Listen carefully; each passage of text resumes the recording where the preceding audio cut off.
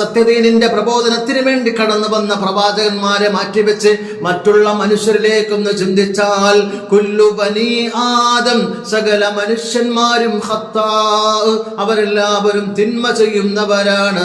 വഖൈറുൽ ഖത്താഈൻ അത്തവ്വാബൂൻ. ജീവിതത്തിൽ തിന്മകൾ സംഭവിച്ചിട്ടുണ്ടോ?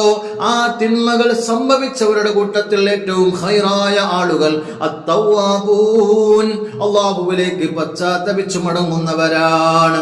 അല്ലാഹുവിലേക്ക് പിന്നെയും പിന്നെയും തിന്മകൾ സമ്മതിച്ച അല്ലാഹുവേ, ഇനി ഞങ്ങൾ തിന്മ ചെയ്യില്ല, ഇനി നിന്റെ ഇഷ്ടദാസന്മാരായി ജീവിക്കാം എന്ന രീതിയിൽ പശ്ചാത്തപിച്ച് തൗബ ചെയ്യുന്നവരാണ് അല്ലാഹുവിന്റെ അടുക്കൽ ഏറ്റവും ശ്രേഷ്ഠരായ ആളുകൾ. ഹബീബായ തിരുനബി സല്ലല്ലാഹു അലൈഹി വസല്ലം തങ്ങളുടെ സന്നിധിയിലേക്ക് ഒരു ചെറുപ്പക്കാരൻ വന്നിട്ട് പറഞ്ഞു, ഇന്നി ഉദ്നിബൂം, ഓ നബിയെ ഞാനൊരു തെറ്റ് ചെയ്തു. നബി തങ്ങൾ പറഞ്ഞു, ഫസ്തഗ്ഫിർ, നീ ഇസ്തിഗ്ഫാർ ചൊല്ലടാ, നീ ഇസ്തിഗ്ഫാർ ചൊല്ലണം. പിന്നെയും ആ സ്വഹാബി പറയുന്നു, പിന്നെയും തെറ്റ് ചെയ്താലോ? ഫസ്തഗ്ഫിർ, നീ തിന്മ ചെയ്താൽ പിന്നെയും ഇസ്തിഗ്ഫാർ ചൊല്ലിക്കോ. പിന്നെയും തിന്മ ചെയ്താലോ? പിന്നെയും ഇസ്തിഗ്ഫാർ ചെയ്തോ. അങ്ങനെ നിന്റെ ജീവിതം മുഴുവൻ അവസാനിക്കുന്നത് വരെ തിന്മയിലാണ്.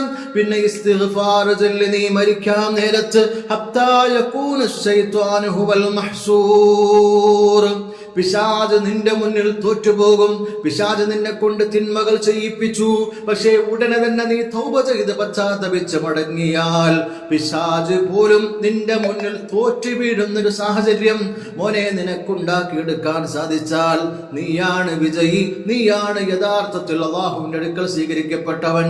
കാരണം പിശാചിന്റെ കണിവലയിൽ അവൻ പെടുത്തി, നീ പിന്നെയും തിരിച്ചറിഞ്ഞു, പശ്ചാത്തപിച്ചു, നിനക്കാണ് വിജയമെന്ന് സയ്യിദുനാ റസൂലുള്ളാഹി സ്വല്ലല്ലാഹു അലൈഹി